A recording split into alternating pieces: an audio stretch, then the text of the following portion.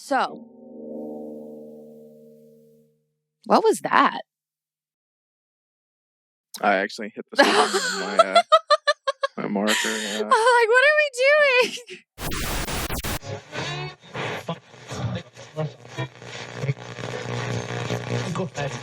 You're listening to a Cult Talk Network podcast. File access granted. Hello, all you believers, idealists, skeptics, and all those who question the universe around them. I'm Bailey. And I'm Ty. And this is Cult Talks Conspiracy. Coming off our big month-long Bigfoot exploration. It was a big event. It was a big event. And now we're going kind of back to basics, talking about aliens and UFOs and whatnot. Yep, I had to bring it back. It's been too long. It's been way too long. I have to talk. It's like real estate. I can only go so long without talking about it before I almost have an aneurysm. Yeah, you made it like 8 seconds there. Exactly. Talking about this episode.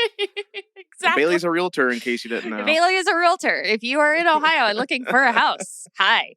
I'd love to meet you. There you go. So, yeah, it's been a while since we talked about aliens. Now you think, I think about it. I mean, I can't remember the last time we. I guess reptilians back in September. Yeah. It's always me. I can't remember the last time we really talked about like just UFOs in general. I guess a little bit during the Mount Shasta return to Mount Shasta. We talked about it, but.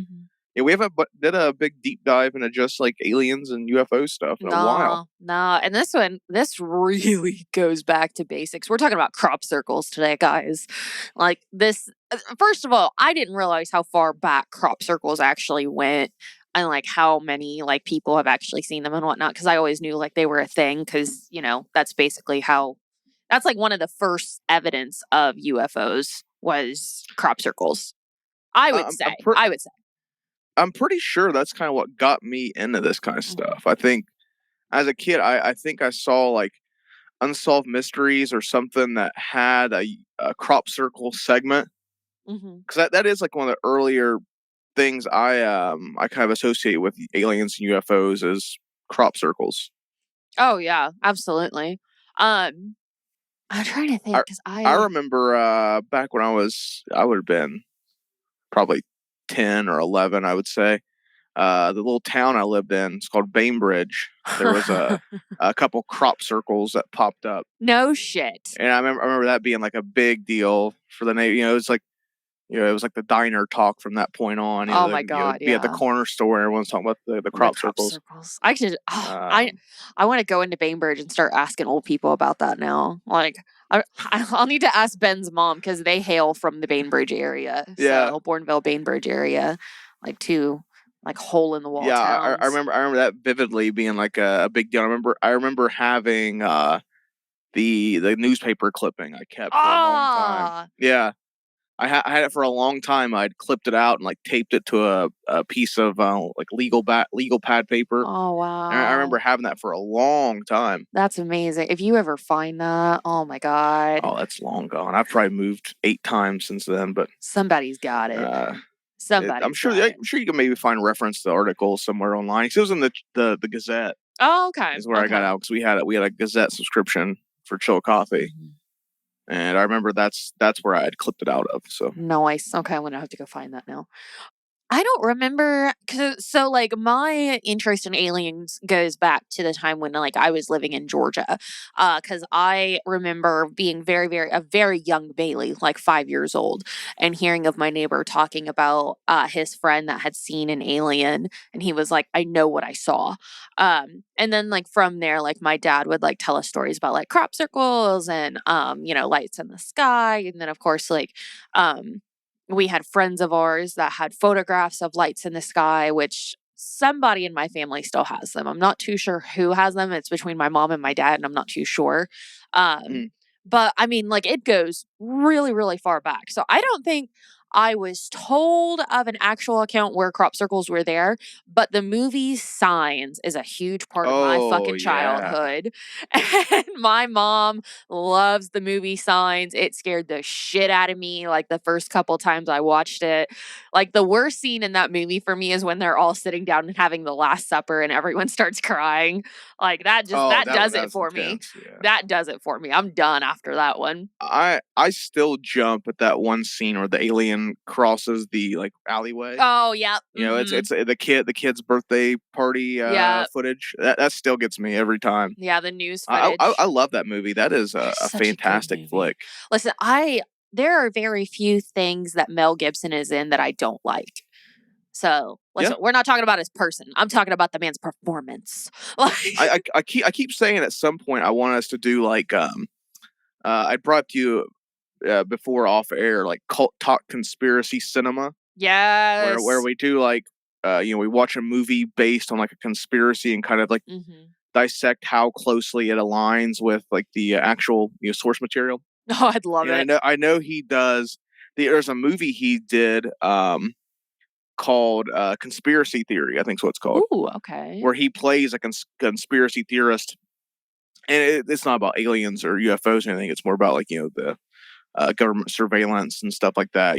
National security kind of thing. Nice. But I know the character he plays is based off of some guy, I forget his name. I brought him up in the episode I did where he's mentioned in it. I forget what episode that would be, but he's based like the Mel Gibson character is based off like an actual like conspiracy theorist. Oh, I can't recall his name. Oh, or yeah. what episode I brought him up in, but I've talked about that a couple of times. Like I'd like to do something like that, and let us know if you guys would like to hear something like that. Hear us review like conspiracy movies and talk about the source material. That'd be a good little way to tie it in. But, just let me trash the Devil's Pass. Just let me trash it. Just let me get on air. What the Mothman prophecies? I like the Mothman prophecies more than I like the Devil's Pass. I'll tell you that. Devil's Pass pissed me clear off. Like, the director of Mothman prophecies last year came out and said he's gonna be working on another Mothman movie, like a sequel or maybe like a spiritual sequel. I don't know if it's like direct, but I feel like he came out last year and said he was going to be working on a Mothman movie. I kind of hope he focuses more on the after effects of Mothman, because I don't want to be like, yeah, the Mothman sightings are told and old, but I mean they're told and old, but the Men in Black stories and sightings that happened after the Mothman sightings are really, in my opinion, the bread and butter of the Mothman sort of trilogy that's going on. So I don't know. That's my opinion. Were there any crop circles associated with Mothman? Not that I found, but I'd love to hear if that is a thing. Yeah, I don't know if there is. I don't know. I want to look into that. Point Pleasant had, because I know Point Pleasant had a UFO sightings. Oh yeah. Oh my god, dude! We're just gonna have to go ahead and get into this because we are gonna talk about the time when Mothman was seen throughout the 1960s and 70s. Because that's part of this episode. The 1960s and 70s, not Mothman. The time. Just the time period. Wow, that was. You're like, what? That was been crazy things. I just kind of ad-libbed that. He was just about the Mothman movie. Yeah, no. No, but just the 60s, man. Can we just talk about the 60s for a minute? Oh, we've talked about the 60s. Oh my god. Ad nauseum here. It's fucking ad crazy. nauseum. We've talked about the 60s. So I'm sure we could name off at least 10 episodes that are set primarily in the 60s. Our very first episode, Roswell, which we're going to touch on Roswell in this one too. So, because cool, I feel like every major UFO story has just a hint, a sprinkle of Roswell in it. But right, it's a good catalyst. Oh yeah, for all this stuff. It's one of the most well known too. One of the most recognizable. Well, Ty, I'm ready to go ahead and get into this. Are you ready? Let's do it then. Yeah, let's go. All right, without any further ado, let's unseal this file number 042, Signs from Above, Crop Circles.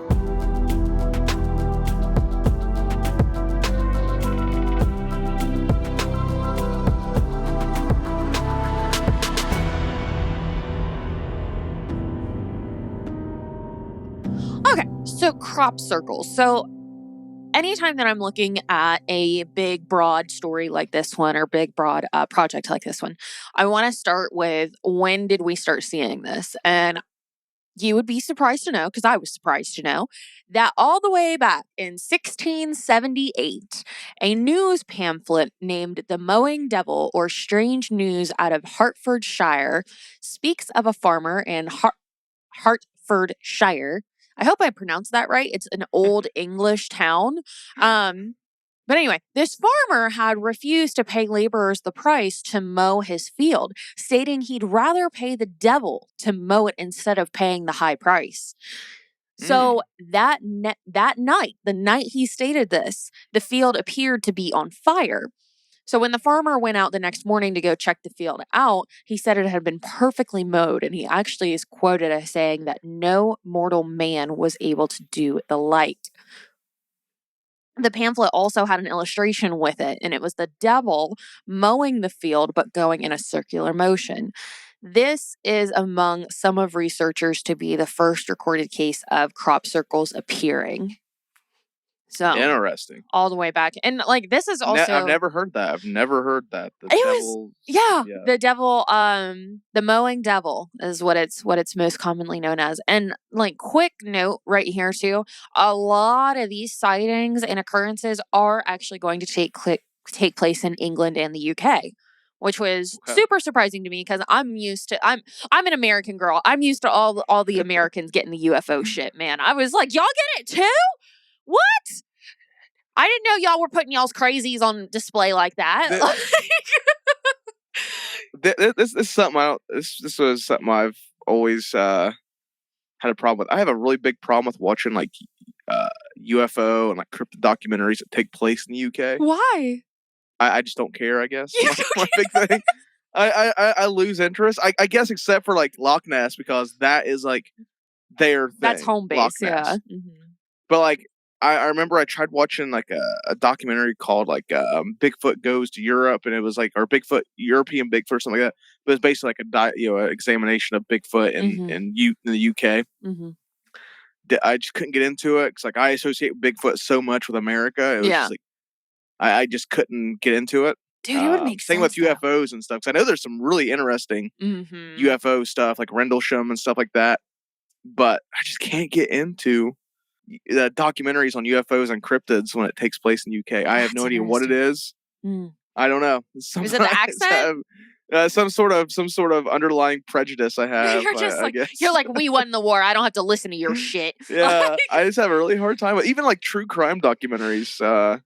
I watch a lot of true crime stuff, and whenever it's like a case in the UK, I lose interest. I don't know what it is. Whenever it's a case in the UK, I'm just kind of like, whenever it's a true crime case in the UK, I'm like definitely more interested. But I'm like, that makes sense.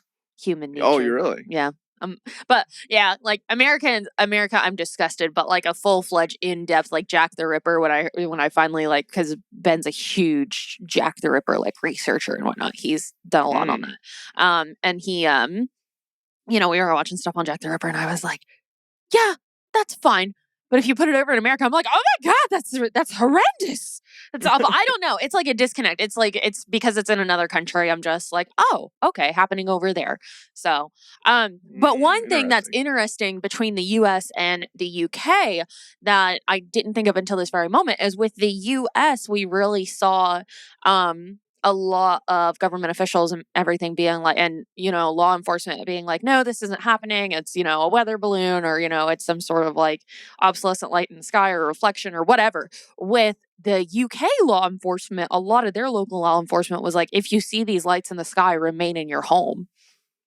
Like they were straight. Really? Yeah. They were like there was broadcast and, like all kinds of things that were happening that they were like warning people that it's like, yeah, we know that you're seeing them. We don't know what they are. So just try to stay away from it. We didn't see none of that in the US. They were like, nope, not happening. No, they didn't warn you at all. Because then that would mean they have to take some sort of accountability. Yeah, maybe. Or acknowledge the fact that something we don't know is there. Yeah. I don't know. And back over to 1686, because now we're going to talk about something that I am actually very excited to speak about, which is fairy rings. So have you ever heard I've of a seen fairy those. ring? I've heard of those. Yeah. Yes. So those started popping up in recorded history in 1686, but they probably go back a lot further than that. So if you don't know what a fairy ring is, these are believed to indicate portals into another world. So these were significant because these were reported by English naturalists, and they were reported to be acres long of, fairy rings of mushrooms, of, flattened grass, of, ring of grass that would grow a different color, things of that nature. And then once the ring was created, or once the ring was there, wildlife would not go near it afterward.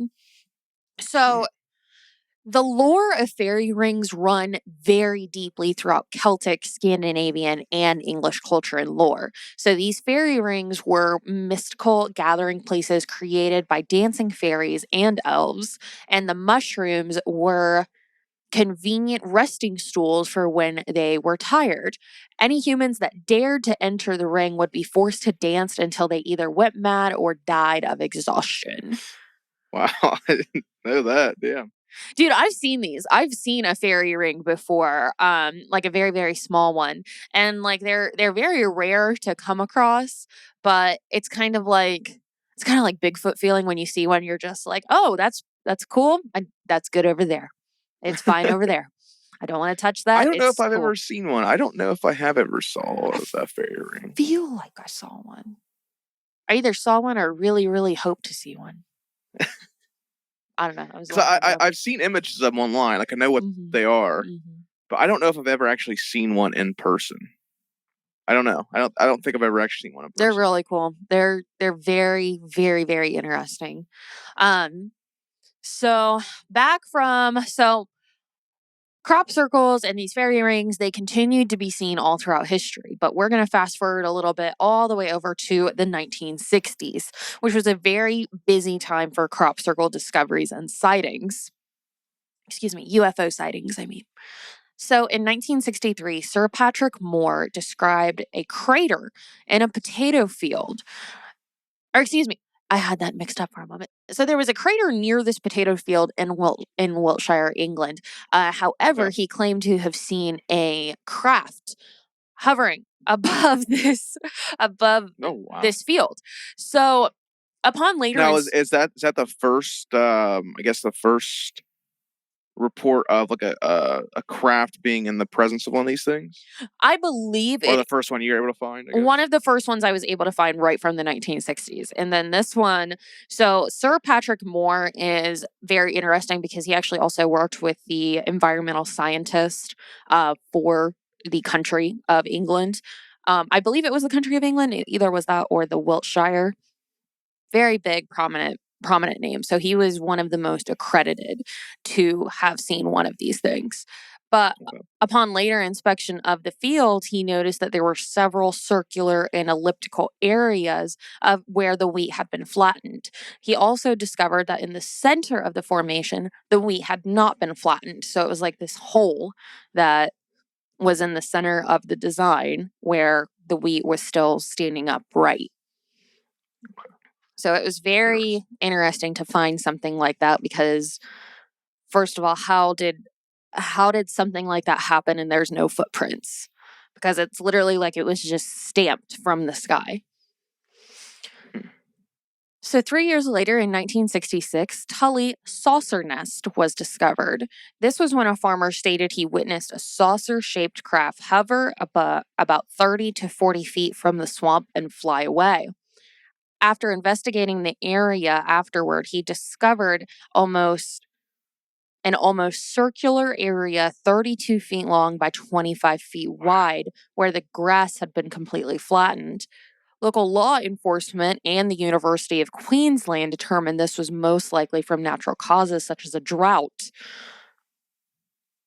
So what's interesting now were these like patterns? Did they make like patterns? Oh yes, they made like I hope. How do you like explain that? I don't know. You don't. Exactly. Like a drought. I mean, I get it. Maybe like the grass gets weak and it Mhm. falls over, but like how in a a design Oh my or gosh. pattern, Yeah. how does And that I work? mean, these designs are extremely intricate. Like we're talking about, you know, we're going to have to get visuals because I don't describe things very well. Um, so we're talking about perfectly formed spheres. We're talking about extremely straight lines. Some of them there's like flowers. Some of them even have code written into them as well. And it's literally like it just like something came out of the sky and stamped it down. So and I can't wait until we get into the hoaxes, like the quote unquote proven hoaxes of this, because it's wild. It's absolutely wild. So what was interesting with the Tully saucer nest was they had claimed that this was done by natural causes with the drought. However, the reeds had actually been uprooted from the mud. Now, I know that, we see droughts and, we can see roots and everything, but they were literally uprooted. They were literally pulled out of the ground. So how does a drought pull something out of not only the ground, but mud through a drought? There's some unanswered questions there. Oh, we have big time. Oh, yeah. Yeah. So in 1973, G.J. Ogins, Director of Public Relations, Department of Defense for the Air Office there in Wiltshire, England, actually wrote to a journalist stating that the saucer was probably that of a dust devil that had lifted some debris. They actually call it a willy willy. I had to Google that because they were like, it was caused by a willy willy. And I went, what is a willy willy? So they claim it's a dust devil during this drought. Okay. So in 1967, 3 circles were found in a field in Duhamel, Alberta, Canada. The Department of National Defense would actually come in and investigate, and they would rule that it was artificially made but could never determine by who or how. In 1996, John Whaley, which this is probably one of the most famous in regards to crop circles, because he was actually able to get on film how this crop circle was being created. So Mr. John Whaley was camping in Wiltshire when he saw some light orbs circling the air in a nearby field. Later, from the air, 9 circular shapes could be seen in the field where the orbs had been hovering. And this wasn't the last time orbs were seen around crop circles. And it's actually very prominent in the paranormal community that orbs can represent some sort of energy manifestation or some sort of paranormal. So Yeah. orbs are definitely not a stranger to being around these strange sightings or anything like that. But it was definitely... I'm sorry, go ahead. There's even some Bigfoot sightings that have orbs associated with them. So something about just that yeah. collection of energy, really. Yes. Speaking of collection of energy, I had to get a sip of my coffee there. So now, I don't have this book yet. I'm going to be reading this book because it is by Eric von Daniken. Daniken? Have you ever heard of this man? I never have. Oh my gosh. So he is the author of Chariot of the Gods that was released in 1968. Yes. So he is I know the book. I don't know him by name, but I know the book. I need this book. I it's literally been on my radar for like the past year and a half, and I just haven't gotten to it yet because I still need to finish my other conspiracy books. So I've never read the book. I've seen the there's like a movie that came out yes. like around the time the book is a documentary. I've watched that. Oh, very good. Very good. So this Swiss author would boldly claim in the book Chariot of the Gods, released in 1968, that he would claim that these circles came from alien origin, as well as several other claims that extraterrestrial influences on early human culture. See the pyramids. I'm convinced. Side note, I am convinced that aliens had some sort of hand with the pyramids. Say what you want about me. Yeah, I don't have any doubt myself. I've never really even questioned that as a plausible possibility. Honestly, right. To me, it's just something I accept. It's like, yeah, they definitely helped out because there's no fucking way. No. I mean, you're talking about tons and tons and tons. I mean, just the bare weight alone. But I digress. So Now we're going to get into the most probably concrete evidence of crop circles being made by something otherworldly, again, in my opinion. So we're going to talk about the Arecibo message that went out in 1974. So the Arecibo message was launched from the Arecibo telescope located in Puerto Rico. The message was designed by a group of Cornell University and Arecibo scientists, led by Frank Drake, and the team consisted of Richard Isaacman, Linda May, James C.G. Walker, and with contributions from Carl Sagan. A little bit on Carl Sagan. He actually helped launch the very first telescope message. I forget what that's called. It's like the Phoenix message or something like that. Something like that. I know you're talking. I can't think of the name either off the top of my head. Wikipedia to the rescue. Okay, I can't find it. I can't find where it says that. I see all the books that he's been in and written, but I can't find where the actual thing was. But anyway, so very, very prolific figure. He's big brain man. He's a very big brain man. UFO community owes a lot to him. We love Carl Sagan. So this message, the Arecibo message, was actually aimed at the globular cluster M13, which is more than 25,000 light years from Earth. So this could have potentially taken 2 decades to get a return message if the senders of the Arecibo message were to even get one. So the message consisted of 7 parts that were in code, and it was actually a 23 by 73 grid that, they were sending through this telescope. So we're going to go down the line because it's actually in a vertical order and it's all in code and images. So there's no actual English words or of any language. It's in a mathematical code. Because math is actually the universal language. Universal language, yeah. Or I never understood that. Never quite understood it. Because numbers don't lie. What that means. But how do we know if they know what numbers are? You would have to, or at least some form of number. I guess. It's just, maybe I'm just naive or comprehend. I was how they know what a 2 is. Well, I mean, if you have 2 jugs of milk in front of you, you have more than a singular. But how do you know that's a 2? If you don't know what a 2, I don't know. These are big brain questions, it confuses me. Yeah, it I don't know. Every time. I hear people say it all the time. It's universal language. I'm I don't get it. I just don't. I'm sure we'll have someone explain it, into what that means exactly. But to me, I just can't ever comprehend. I never was able to comprehend that. I don't know. That's just me, though. Maybe Aaron will explain it for us. Yeah, that's exactly what I was thinking. Yeah, maybe he'll explain it for us. You're there. You're probably already typing. He's probably already looking it up. You know what to do, boo-boo. Anyway, so we're going to talk about the message here. So this was in a vertical line. So the very first thing on the grid was the numbers 1 through 10. That was the very first line of it. Second line of it were the atomic numbers and the elements hydrogen, carbon, nitrogen, oxygen, and phosphorus. These are the elements that make up DNA. Okay. So next were the formulas and chemical compounds that make up nucleotides, also a part of DNA. So we have 2 DNA strands, the first one made of what I previously told you, the second one made of the chemical compounds. The next line would be the structure of DNA. So where we see kind of that, 2 braid line. And then on the next line, there was a graphic of a human figure of a man with the average height dimensions, as well as the number of the human population on Earth. Next would be a picture of our solar system, indicating that Earth was the planet of origin. Interesting note, this was still early enough to where Pluto could be considered part of our solar system. Nice. I don't like how they treated Pluto. Okay, you can't just not say something. It's the same with time change. You can't just not say that something it doesn't exist anymore. I've got peeves about that.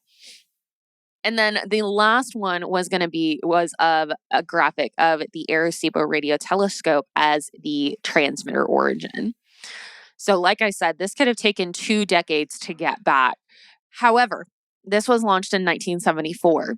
So they waited about 35 years, or 25 years, before an answer was received.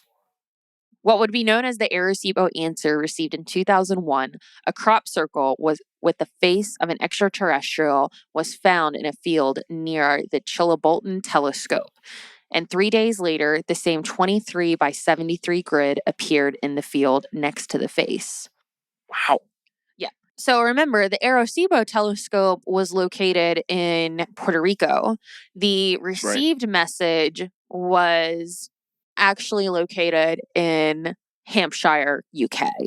So again, we've got that huge, UK presence right there. So this was also a coded message rather than a crop circle, which at this time, many people believed to just be outright hoaxes, which we'll get there. So not only did it appear in a crop circle, it also appeared in the radio telescope as well. So the response was actually in the same format as the Arecibo message, but the details differed. So the same number sequence of 1 through 10 appeared as the first line. In the second line with the DNA elements, silicone was actually used in place of carbon instead of that with human DNA. There was a third DNA strand that was illustrated, as well as a humanoid figure that stood about 4 foot tall. Their alien population was about 21 billion. They indicated their solar system and appeared to occupy at least 3 different planets in the system. And then replacing the graphic of the Arecibo telescope was actually a design unrecognizable to scientists. However, a similar design had appeared in a crop circle some years earlier. So it's honestly very similar to what we talked about John Whaley discovering with those 9 circles. It's got like one big circle and then like 3 to 4 circles on the sides of it.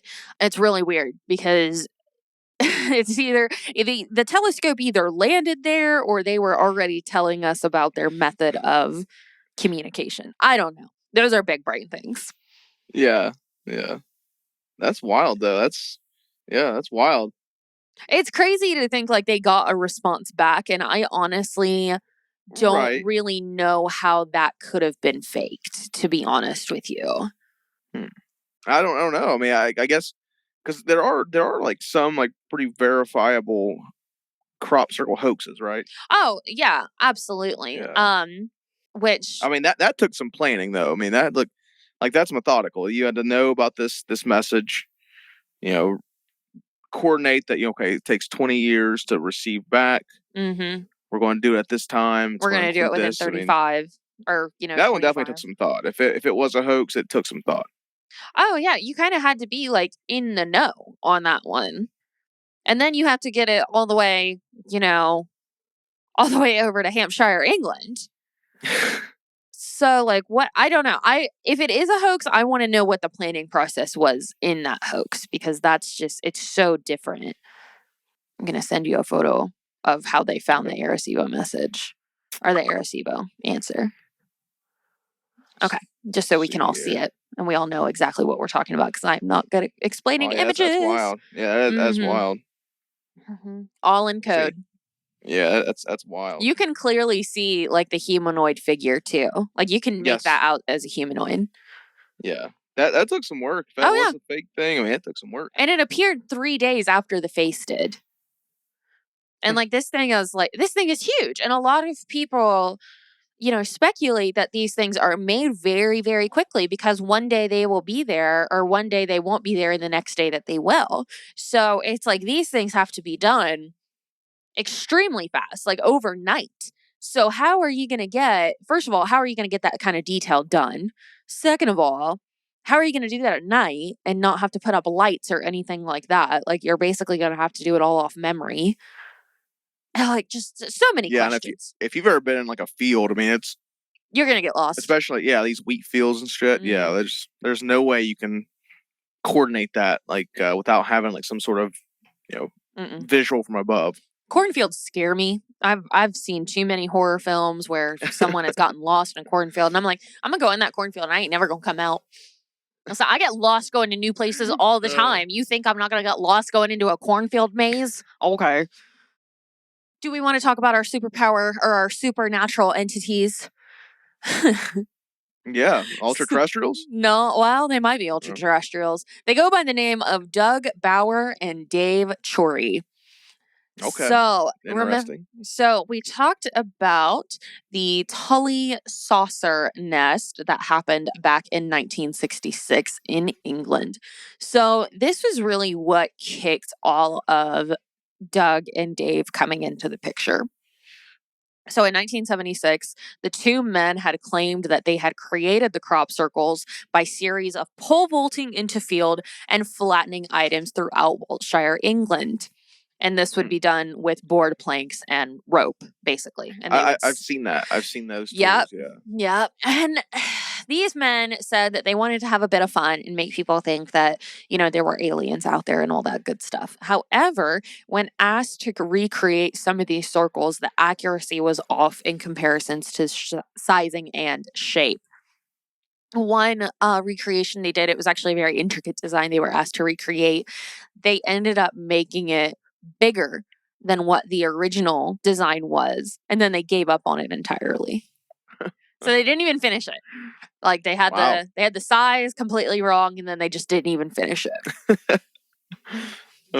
So, and then their lines also, like these crop circles were known for having extremely, very precise. Like they could not get their lines straight, and like the more intricate the designs became, the sloppier they looked. So they couldn't get the lines as straight as, the originals could. They also could not make the circle without leaving footprints in the field, something that is notorious for crop circles to not have.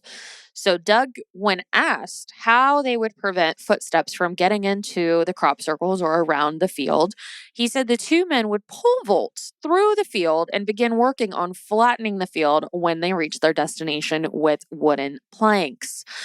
Now, I don't know if y'all seen these men, but these men are like in their 50s. And I'm not saying a man in their 50s could not pole vault across a field and then flatten it out. I'm just saying you're going to be very tired after all Got a lot of this. some good conditioning. I know, right? They're training for this. They're not only planning, Yeah. they're training, they're doing all these things. Yeah, absolutely. Yeah, if you're doing that, I couldn't do it. Hell, I'm only 33. I couldn't. I'm 27. I couldn't do that shit. Like, I ain't even going front about it. Like, so, and here's the thing too. So, like pole vaulting, it requires you to run, build momentum, and then get on pole vault and do that. And you do that several times over in order to get into the middle of the field.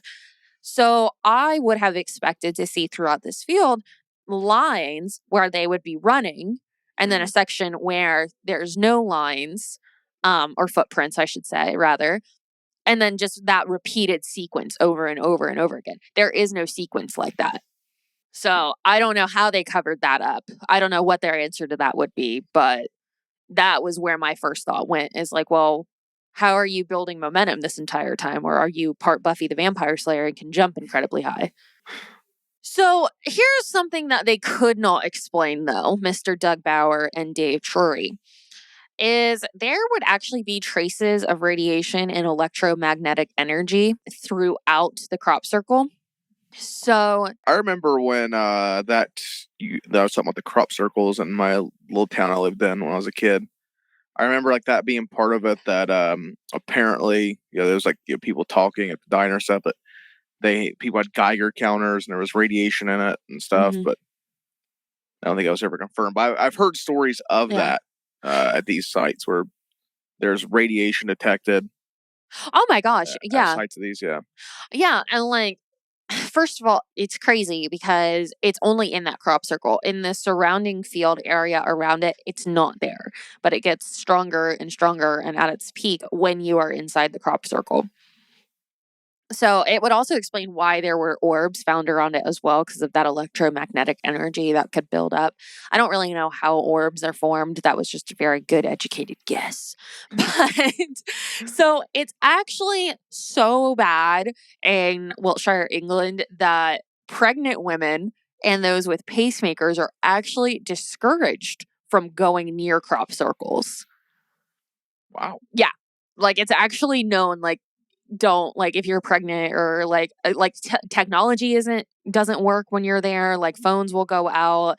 People who have gone out and tried to film where the crop circles were, like, they will have their batteries drained, just all kinds of technical issues. And that is actually, again, really prevalent in the paranormal community and paranormal researchers, where energy and batteries and everything will be drained.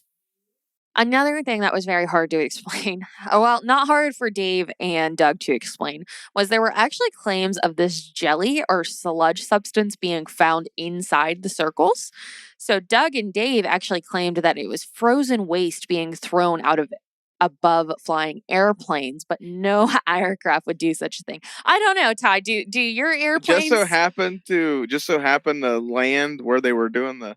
not Was that even land? They just were flying over and then just threw the frozen waste out of the plane, and that's where it landed. That's what they are claiming. Interesting. So I don't know. That's Do so planes weird. actually do that? Do they actually get rid of their frozen Yeah. waste just anywhere? Yeah, they no, not anywhere. I mean, they usually get that emptied out. That's part of the process when you're waiting to get on your plane. Well, this was the 60s. But there has been things like that where I think there was another. I think it was like one of the explanations for the Oakville blobs. Mm-hmm. Back in the day, people thought that was what it was, but I don't know. I don't know enough about the waste management on planes. Yeah. Yeah, it was just this jelly, sludgy substance. And like, I only heard about it. Like, there's not much on it either. You would think if like a foreign substance was found somewhere that doesn't I've never heard of naturally. that. Yeah. It's, yeah, I don't know. That one was a little strange to me because I'm like, what the fuck is that? Also, what's really interesting is these designs, these crop circles, they can and have stayed in fields for years after. So, like, you can still see the design or the print inside the fields. Most of the time, they don't fade. Most of the time, crops don't grow over top of where they're at. And you can even still years later see where the design was, where it was originally discovered. And you can still make out what it is.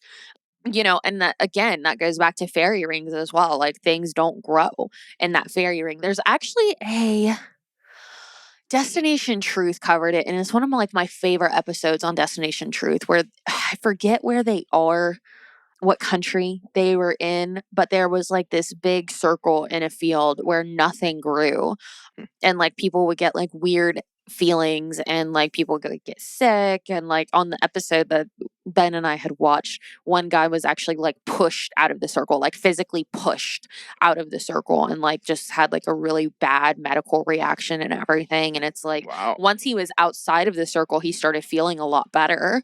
But it's just crazy shit like that happens. And I think there's even a place in the US too, like not far from Ohio.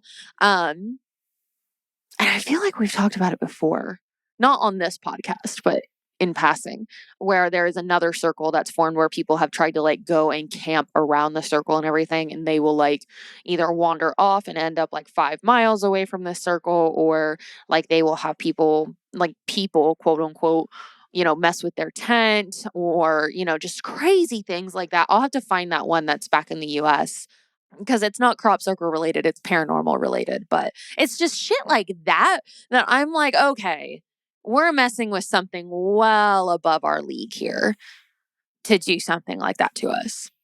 Yeah, that's a crazy reaction. Like, imagine stepping into something like this and you just get pushed out. Yeah, like physically pushed. Like, there's nothing in front of you or anything. You're just like, oh, force field. Okay, bye. Yeah. So a few other things that have never been explained or have yet to be explained is, why are there so many UFO sightings and crop circles that are near Stonehenge? There's a lot. I didn't know that. There's a lot around that. Wow. There's a lot. A lot of people will see lights in the sky flying over top of Stonehenge. There's actually a theory, and we've brought this up before in previous episodes, that there is a ley line that is that is right where Stonehenge is, which, if you don't know what ley lines are, they're energy paths that connect to different historical monumental sites all over the world. And it kind of looks like this energetic roadmap, really, where Chris's and crosses. And what's interesting is a lot of crop circles, if you look at the map, of where crop circles have been found, especially that in Wiltshire, England, almost all of them land on a ley line. So Yeah, ley lines are something we definitely have to cover in depth. we have to. It's on the list. It's definitely on the list. Gotta be on there. You guys have to understand how fast our conspiracy list fills up in the year. I think I probably go back and edit mine like 3 different times throughout the year because I'm like, wait, we got to talk about this. And I'm indecisive. But so there was also a crop circle, and I feel like most people should have heard about this, but it's actually pretty interesting. And there was a crop circle that was found in 2002 in Hampshire, England, which was not very long after 9/11 occurred in the US. The picture was of an extraterrestrial and a coded message right underneath its face that was interpreted to say, "Beware the bearers of false gifts and their broken promises. Much pain, but still time.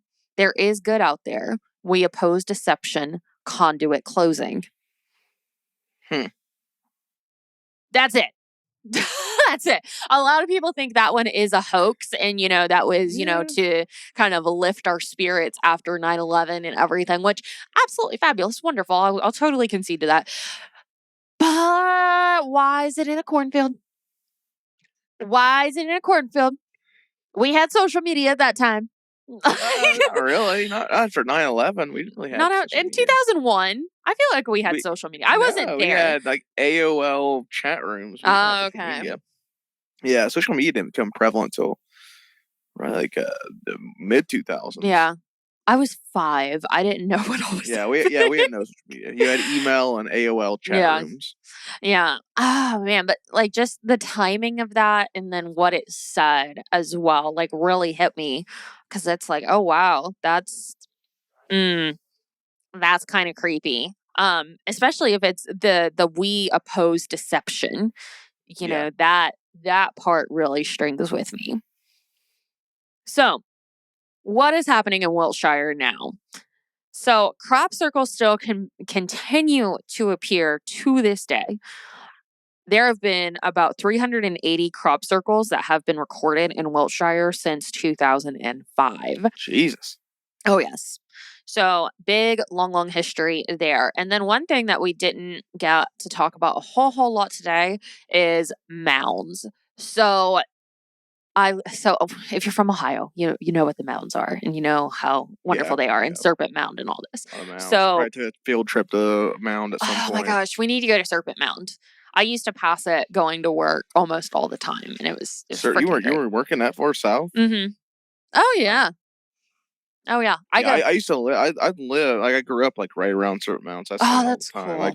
That's really cool. I grew up like not too far from there. It's a beautiful area. I went one time, but it was like before I could really appreciate what it was. So it was kind of I feel like it was a wasted trip for me, like in my education, but I don't feel like it was wasted because of the people I was with. So a little double-edged there. But the reason I wanted to bring up mounds along with crop circles is because, first of all, the rules around mounds are kind of crazy because you're not allowed to step on them. You're not allowed to dig into them. You're not allowed to really do any kind of excavating or, soil test or anything like that. And what's really interesting about Serpent Mound is the fact that that is another big earth monument that nobody really knows where it came from. Nobody really knows the origin of it. It's suspected that the Adena tribe created it, but even those in the Adena tribe are like, no, that was here before we got here. We don't know what that is. So we don't know if it has anything to do with extraterrestrial origin, if, possibly it has something to do with the Giants lore. That's also true of that with the Nazca lines as well. Something else that could be its totally whole episode. Nazca lines are also very similar to crop circles because they are images that are mainly seen from above. When you're there on the ground, it looks like it's a pathway, or some of them even are like dug out holes that have been filled with rocks. One of them even looks like kind of the slithering of a snake. going through it. There's an astronaut man, there's a monkey, there's all kinds of different things. And a lot of people believe that these were messages left by extraterrestrials, or they could even be coordinates, landmarks. What did they see here? What is here? You know? Right. So these are all things that are a part of our Earth that we have no idea where they came from, who did it, what, how, why they're here, or anything like that. And it's just such a shame because so much of our human history we just don't know. Yeah, there's a lot of questions there.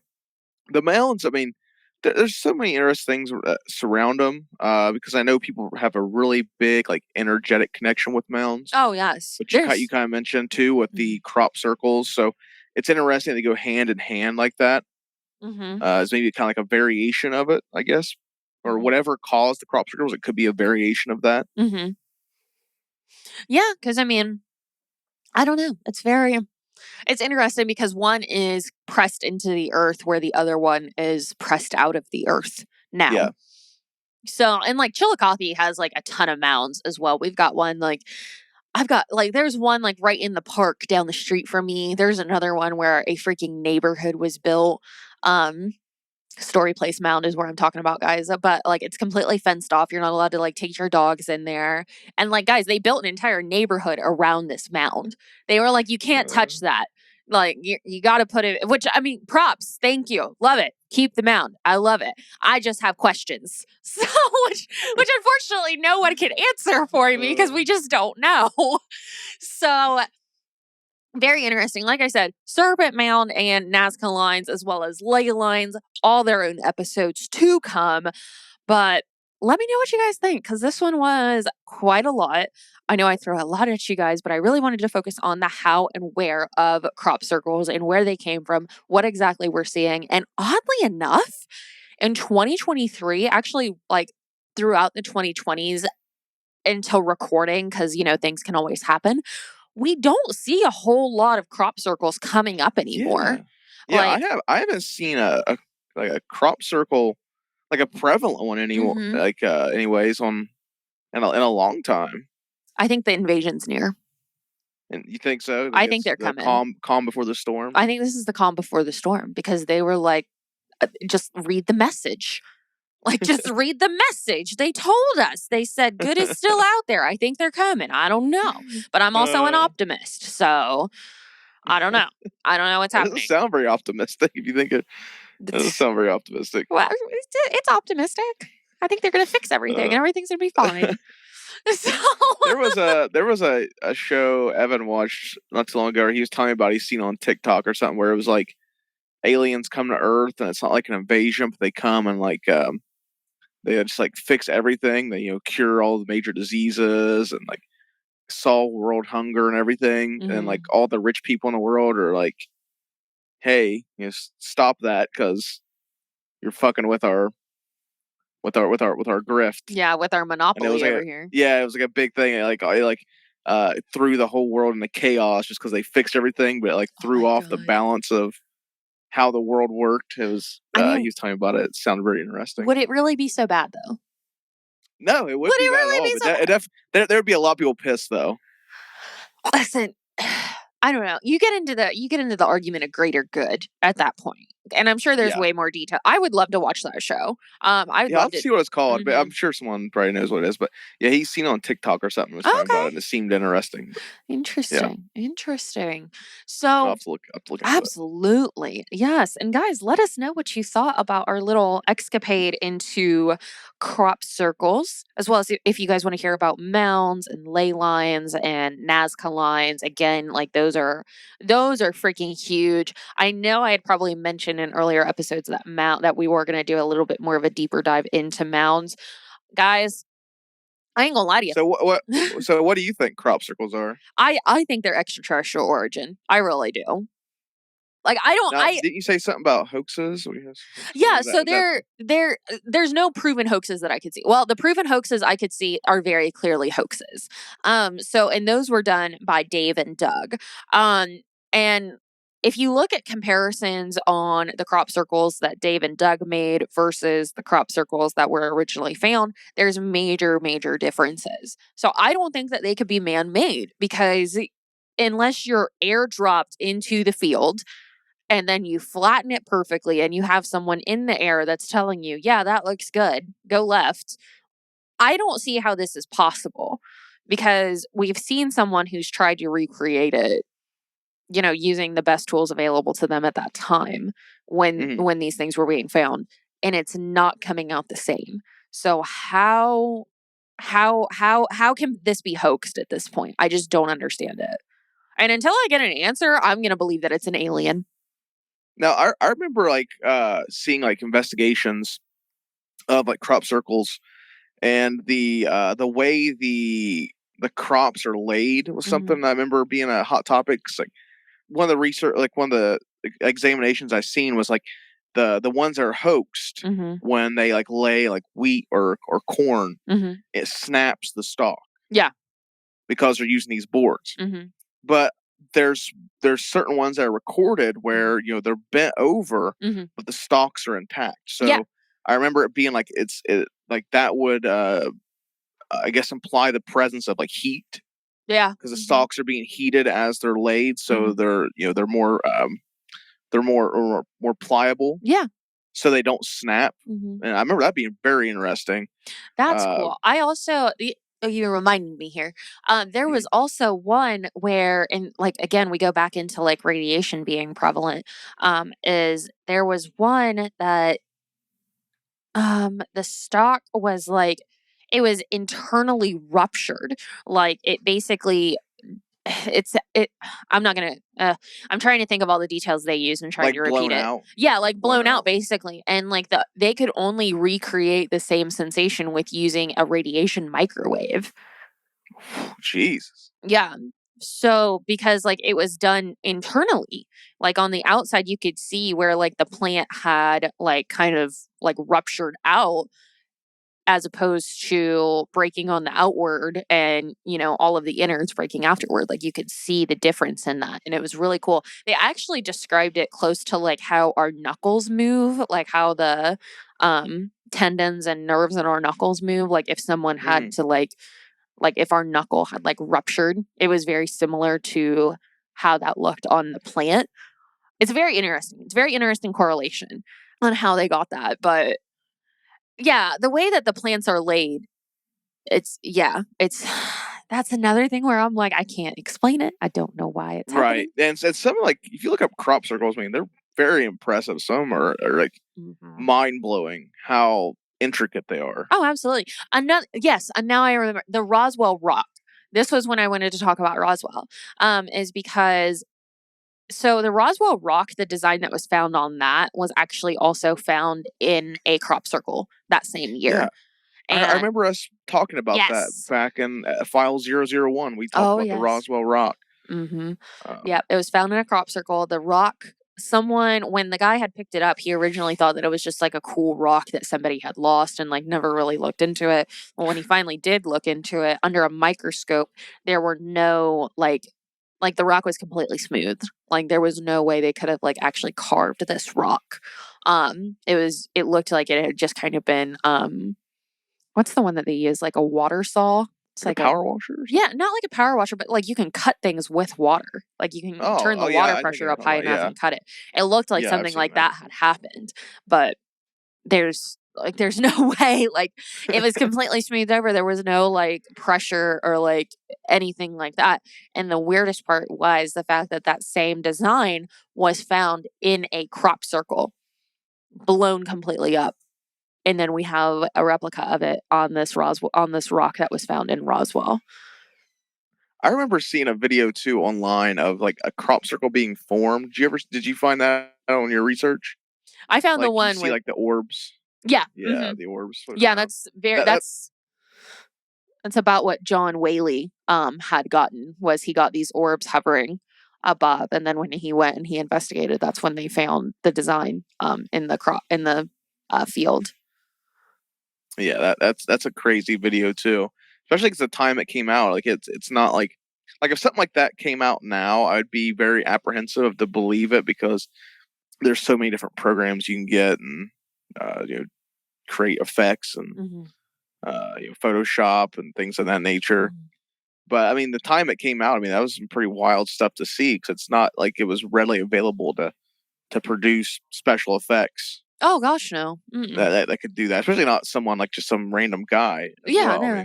I mean, two men creating these things that are like an acre long, like in one night, with no lights, no footsteps, no nothing. They're just doing it off memory with pole vaulting and planks. That's how they're getting that done. Let's see here. There's currently over 250 that have been. Oh no, that was the fairy rings. Those fairy ring things that you talked about. All over the place. Oh yeah. Now those are interesting. The idea that like how long those have been around. Oh, long time. Yeah, those are very interesting. I've never really considered that along hand in hand with crop circles, but I've never really done that with the mounds either. But it is interesting that they have a lot of the same properties. And I mean, it's hand in hand, kind of a similar phenomena.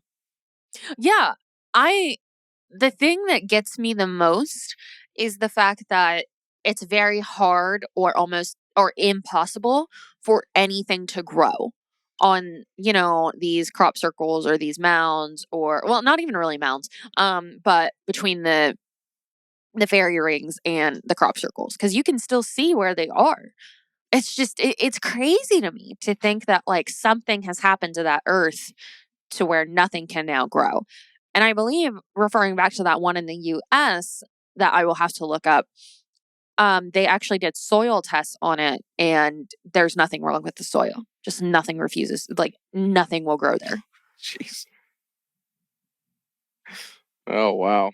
So it's interesting stuff. It's interesting stuff because like this is the land that we live on and this is the land that we pull so much from, and yet there's so much about it that we just still don't know, and we don't know how those things got there.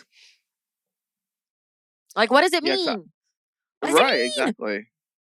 Why is it here? Yeah, right. A lot of questions. Always questions this stuff. But no, that was a great little dive into crop circles. I have my opinions on. I think that there are some you see that it's beyond comprehension to think someone just made that. Oh, absolutely. It's like, how would you? I guess, and two, why would you do that? Like, what's the purpose of going out and making these big elaborate things just to get a little laugh and chuckle? But it looks like they take a lot of fucking time to do. They would have to, like, and I mean, so, like, no shame here, but like when they were filming, Dave and Doug try to recreate these crop circles, you could very clearly see it was a workout. You're talking about mowing down like wheat and like corn stalks, and I mean those are thick, or even like, anyway, but those are like thick crops to mow down. Like that's hard. So it's like you have to have a certain type of strength. You have to have a certain type of skill. You have to basically have a team together, because I can't foresee any other way of doing that. I don't know. Maybe someone else who's bigger brain, more equipped than I am can, but I don't see how it's possible that those can be man-made. I don't.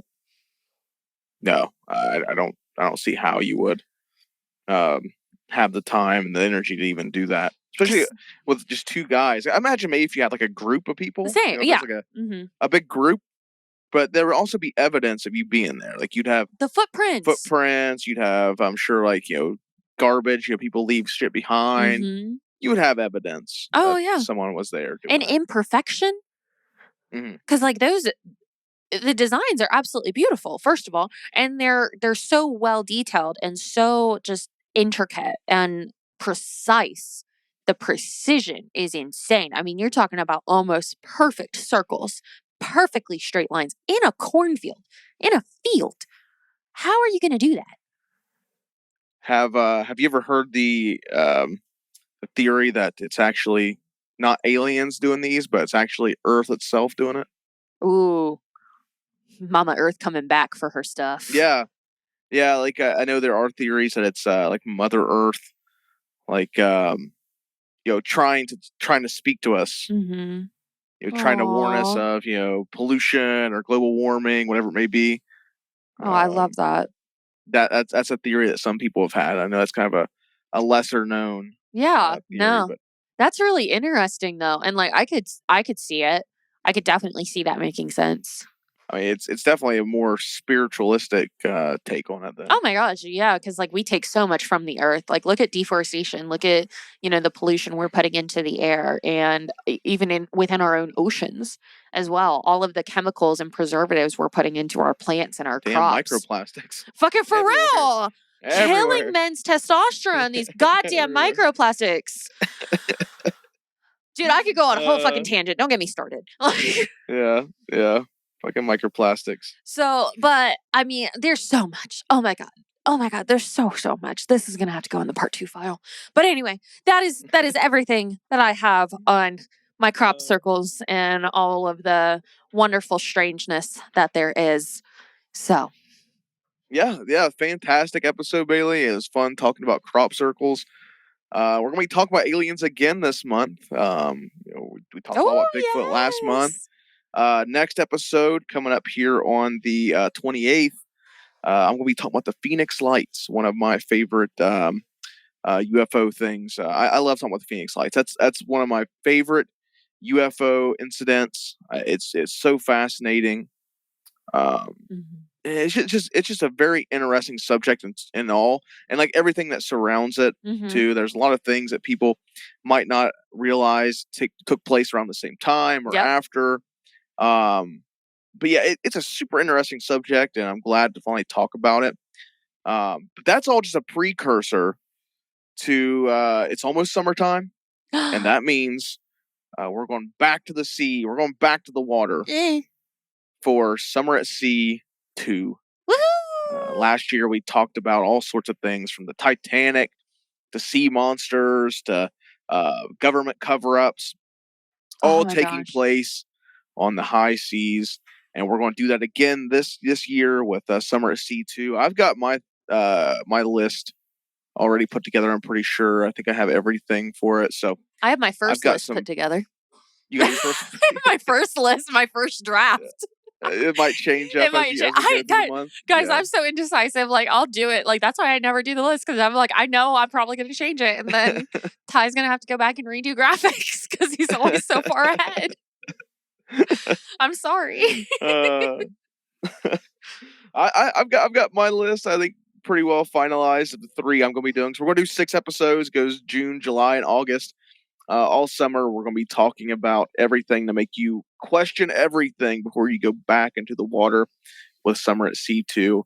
We're talking about, I'm sure sea monsters are going to pop up again. I'm sure we'll have more mysterious happenings at sea. There's so much mystery that surrounds the ocean. It's a scary place. Oh my gosh. Yep.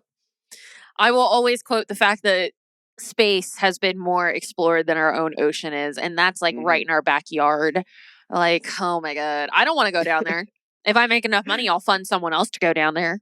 But I ain't going down there. Mm-mm. You ain't touched it. I'm not Okay. touching it. No, that's theirs. Absolutely not. There are some parts of this earth we are just not meant to have, and that is one of them. So that's how I feel about it. No, thank you. But there you guys go. Let us know what you thought of crop circles. If you ever seen a crop circle, Yes. they've happened all over the place. I'm very interested to hear if anyone has any experience with crop circles. If you've Like I made said, a crop it circle, was in my yeah. If you made one, that's interesting too. I need to If you talk took to the you. time to make one, that's crazy. I'd like to hear like what your thought process is, or how what led you to do that. How much time you have on your hands? How much time you have on your hands? Yeah, how much time Absolutely. did it take you? Like, I have questions. A lot of questions around that. Yeah, if anyone here is a crop circle hoaxer, I'd be very interested to talk with you some more. So let us know in the comments below. But there we have it. File 042 in the books. Crop circles, messages from signs from above. Very good episode, Bailey. No, thank you. But I think that does it for us. I think so too. Summer at Sea is on the horizon. We got one more episode, File 043, Phoenix Lights. coming up here at the end of the month. So excited. I think we talked about that one a little bit in Roswell too, and we were. I think we did. I think we did talk a little about it. Because I remember. Yeah, go back and listen to File 001. Oh yeah. Our first episode ever. Almost 2 years ago. Oh my gosh. A year and a half ago, at least. I can't believe the anniversary. And speaking of, I think we mentioned at the beginning, but this is Cult Talk Net's 3-year anniversary, which is insane. Yay. We've been podcasting for 3 years this week. That's so crazy to me. Like, it's still insane. Like, oh my gosh. Mind blowing that we've been doing it this long. I know. And just like how, like, it's fun to listen to like some of our very first episodes within that first year of Cult Talk Net. And then listening to it now because just of how much we've grown, not just as a network, but as content creators, each individual within the group as well. Like, I mean, we've all just come so far. Yeah, it's quite the journey. Absolutely. 3 years. It's crazy where we started and where we are now.